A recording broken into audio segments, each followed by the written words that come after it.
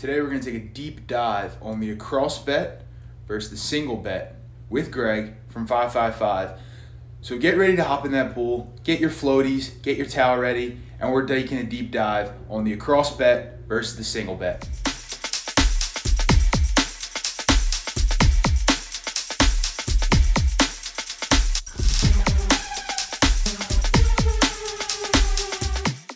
What is up, everyone? Chris the Dice DGen here. Welcome back to my channel. Welcome if you're new. Welcome back if you are a returning viewer. I appreciate you stopping by. Today, we have our resident dark side player, our resident expert of all things craps. We have Greg, formerly from 555. Greg, how are you today?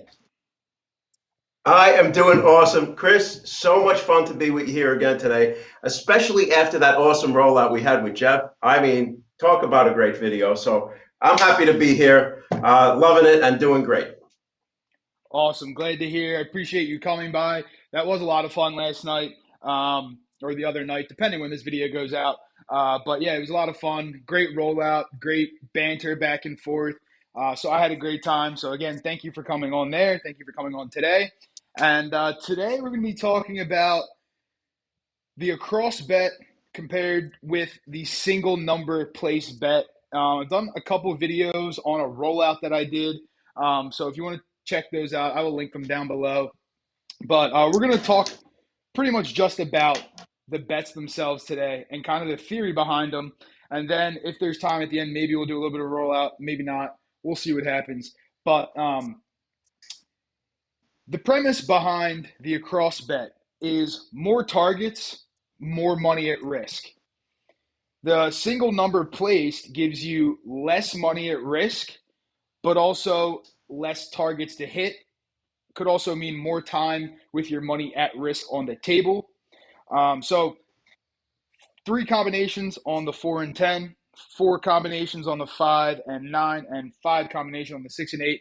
That'll give you 24 combinations of the dice for the across bet. However, if you go something like 160 across, you're looking at about 4 or 5 hits to break even on that 160.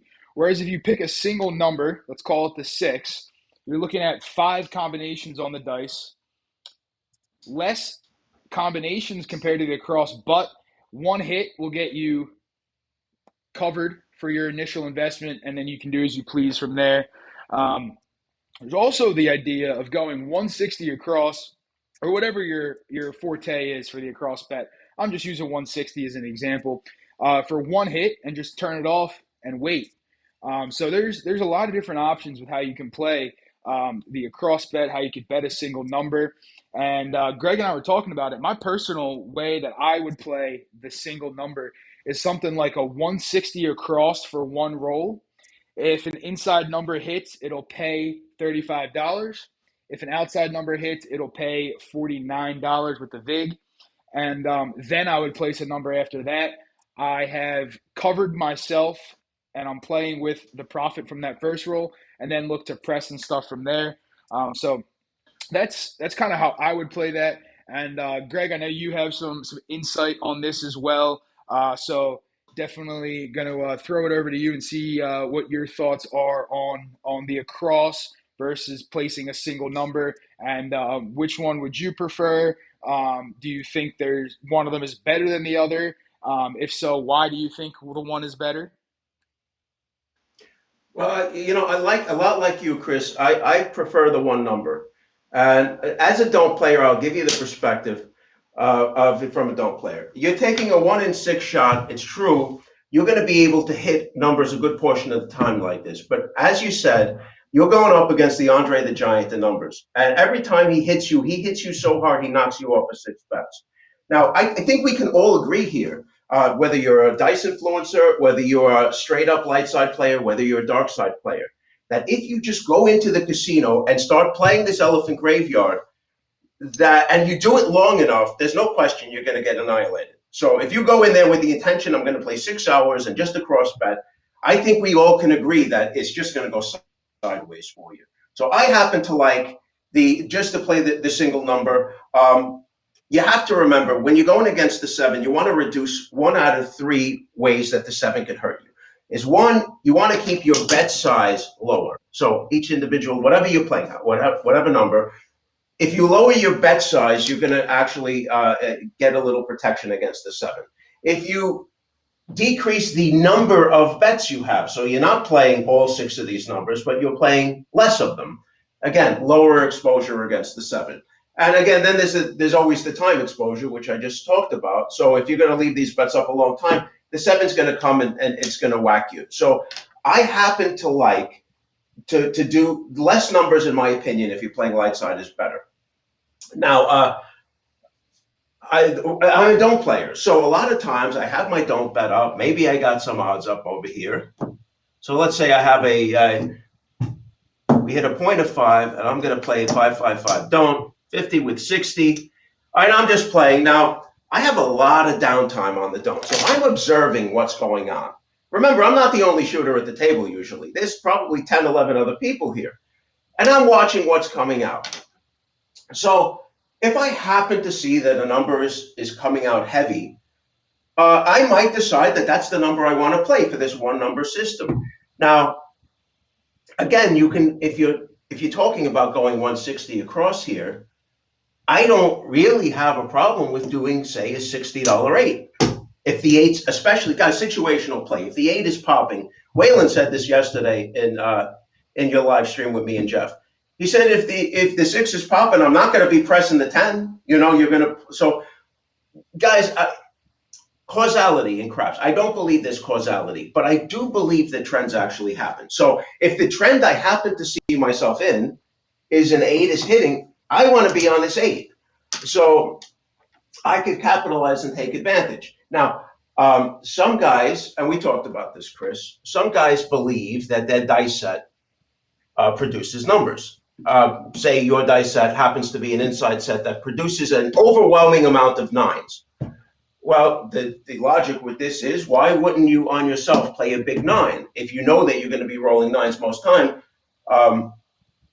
this is certainly an interesting way to go. The way I look at it is, I look at it as this is all a spike in probability. I don't believe, I'm skeptical, I should say, on dice influence, but I do believe that anomalies happen, and if I find myself in one, I want to jump on that bandwagon if I'm playing light side. So if I happen to see that 4s are coming out, well, why the heck wouldn't I take a $50 4 and buy it and get the math as good as I can? So that's the way I look at it. I think a cross betting overall is not really the way to go. If you're going to do it, you better lower down your exposure in rolls, because this is actually, guys, this will hurt you. And that's an interesting thing, Chris.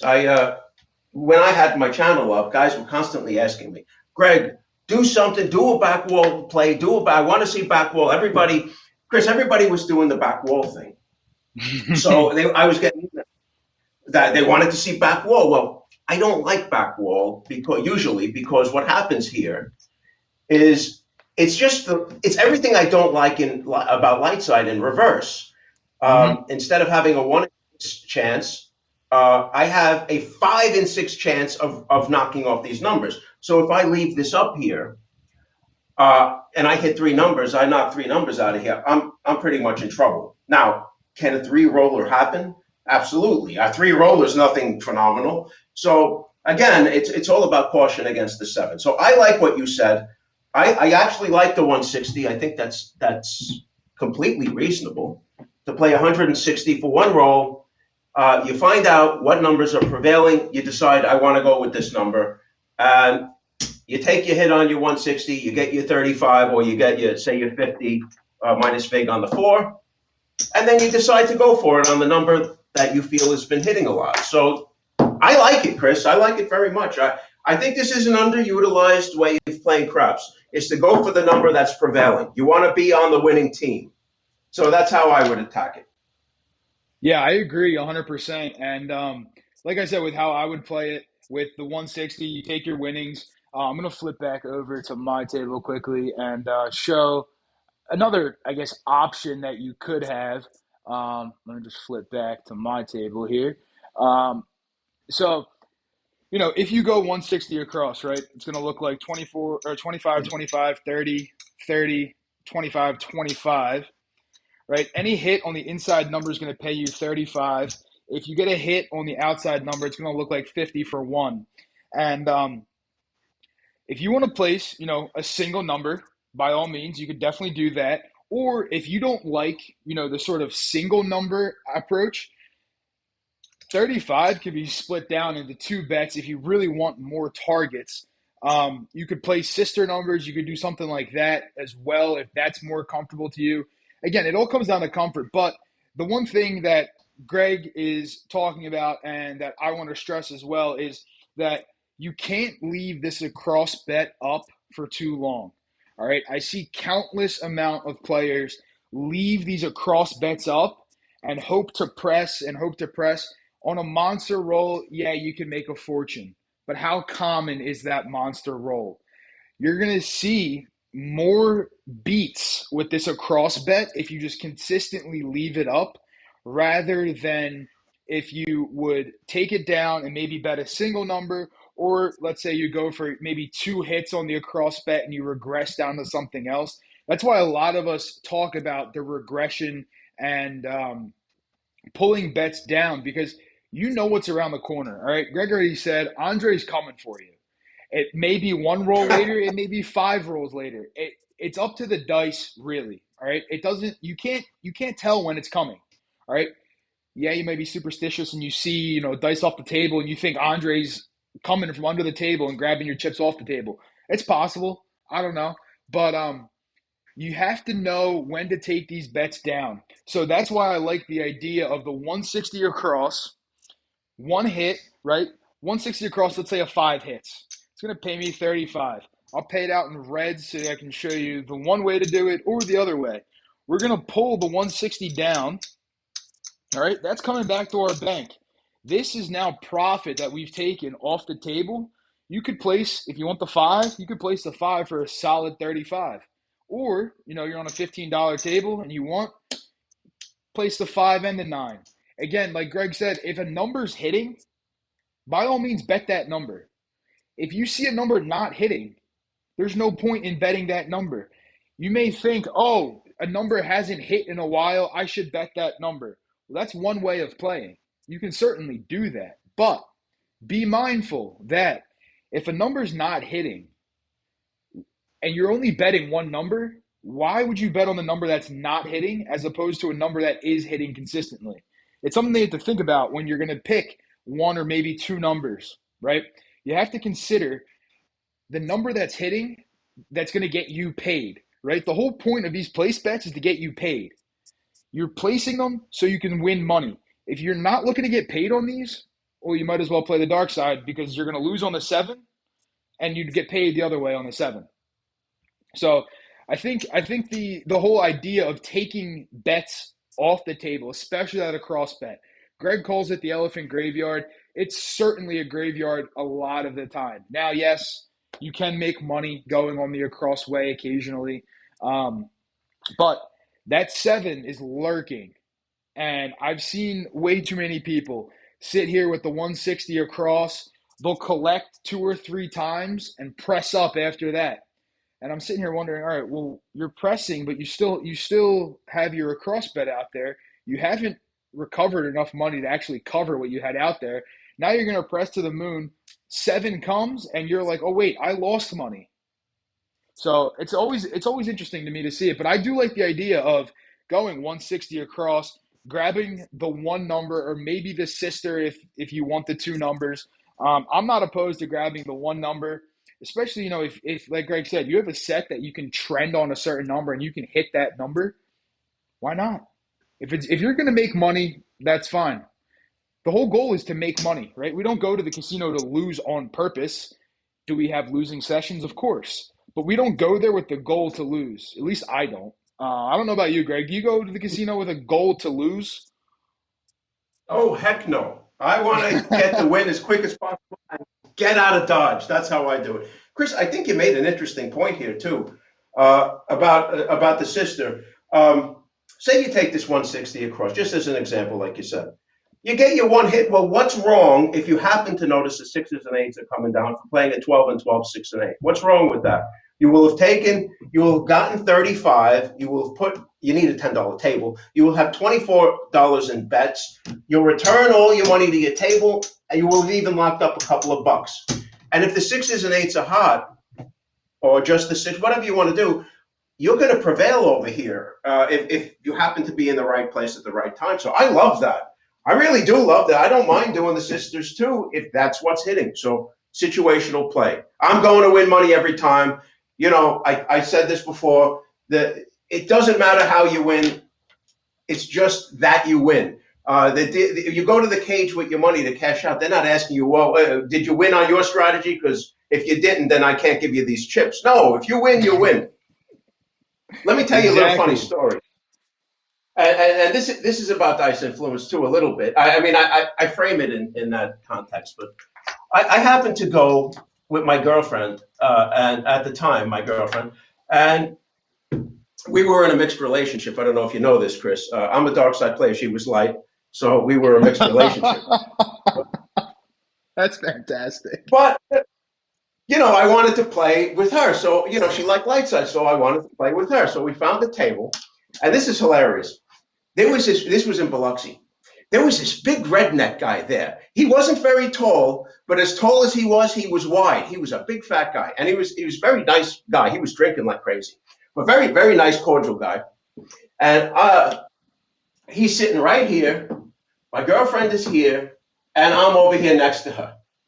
And the table, we're playing light side, but the table's not really doing much of anything.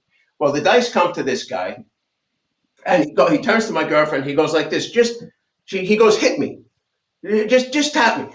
So she looks at me, and I shrug my shoulders. Hey, if he wants you to, yeah, I don't care. So anyway, she flicked him like this behind the ear with her finger, and he pretended, she did it so lightly, he pretended that she heard him. And he sang, "You don't love me anymore." And he took the dice and he fired them down the table even harder than I do. Now, damn, Chris, if this guy didn't go on a 35-37 roller, I didn't count it exactly. But now when we talk about causality and craps, and this is funny, do I, being a left-minded kind of guy, believe that her flicking him behind the ear actually caused him to not roll sevens? No, I do not. However, I also did not want her to stop flicking him behind the ear either, because it was working. Same thing with dice influence. I don't really care why you're producing these results. I don't care why this particular run, the 8 is rolling 8 after 8 after. I just want to be involved there. So anyway, the dice go back around the table, and he's really still the only guy who's done anything major. We're surviving. And she looks, and he asks, hit me again. And she looks at me again. And I'm thinking to myself, she's like, should I hit him? She's thinking, should I? And I'm thinking to myself, I don't care if you pee on the guy's leg if he keeps rolling like that. Do whatever it takes. We're winning. So is it superstition? Perhaps. I'm not really into figuring out the causality behind the whole thing. What I want to do is I want to win. So, guys, if you see a number is rolling, like Chris said, play the damn number. Don't question the why. The why doesn't matter, Chris. It doesn't matter if you threw your roll 7 set, and when we were playing with Jeff, I don't care if it was random luck or if you were effective. All I know is you rolled a boatload of 7s, and Greg was a happy boy. Yeah, it's funny because you're sitting there trying to, sometimes with the whole causality thing, you can sit there and try to figure out the causality of what's happening. By the time you figure out why, Andre's the one who's flicking you behind the ear and taking your money off the table and doing all that. So if the number's hitting, bet it. All right, bet the number that's hitting. If the number's not hitting, I don't see a point in betting it, personally speaking. Again, I'm not going to tell you how to play the game of craps. That's not what I do. All right, I'm not going to sit here and tell you this is the only way to play the game of craps. I'm just going to show you different ways to play. And like we've talked about today, right, you got the across bet, you got the single place bet, then you have my variation-ish, we'll call it, on it, which is the across and then pick a number or pick the sisters. All right, so if you want to see a rollout on that, let me know down in the comments down below on this video. All right. I can certainly roll it out. Just let me know if you want to see it rolled out. Or I don't know if you think this is one of the dumbest things you ever heard. You can tell me that too. I love all the comments. You can tell me you don't like it. You can tell me you love it. That's fine. We all have different options of playing. We all have different ways we do like to play. But if you want to bet a single number, I'm going across for the YOLO for one roll. Again, we all have a little degen in us. Some of us have a little bit more, I guess, than others. Me. But I'm going across for the one roll, taking it down, and then using those winnings to take a number. Then after that, if you want to start going out and branching out, you do you. But I'm betting on the number that's hitting, maybe the two sisters that are hitting, and I'm calling it a day there. Hey, Chris, I had an awesome idea. I don't know if you're going to like it or not, but if and when you or both of us decide to do this, how about doing something like this to decide the number? Throw the dice 10 times. I'll hurl them down 10 times, and the number that prevails the most, that's an 11 in this case, but the box number that prevails the most, you pick that number, you say, I'm hot on this number, and then you actually play it and you try to win like that. Now, 10 is not the most massive sample size, but it gives you an idea what you're doing for the day. So, I don't know, just an interesting thought. If anybody wanted to see that. Guys, if you wanted to see me roll it with him, let Chris know. Give him a comment, give him a like, share the video, subscribe, tell other people to subscribe. This is all stuff we can play with. I even have an alternate version of the Andre that maybe I'll show you in a video. But guys, you got to support us. Every click you do for Chris is also a click for 555. So you got to make the decision. Are you team 555 or are you not? Wow, that's a good team to be a part of. We got Andre on our show. That's a good team to be a part of. So yeah, guys, if you want to see it, all right, Greg and I will roll it out. We'll roll it out. Let us know that you want to see it. All right. I like the idea of chucking them against that back wall 10 times, see what number comes up, and bet that number. That's fine with me too. I love the idea. Let us know what you guys want to see. All right. And appreciate you guys watching. Don't forget, drop a like on the video, comment down below if you want to see the rollouts, and we can certainly make that happen. And just remember, guys, everybody has a little degen in them. Greg and I will see you real soon. Peace. Thanks, guys.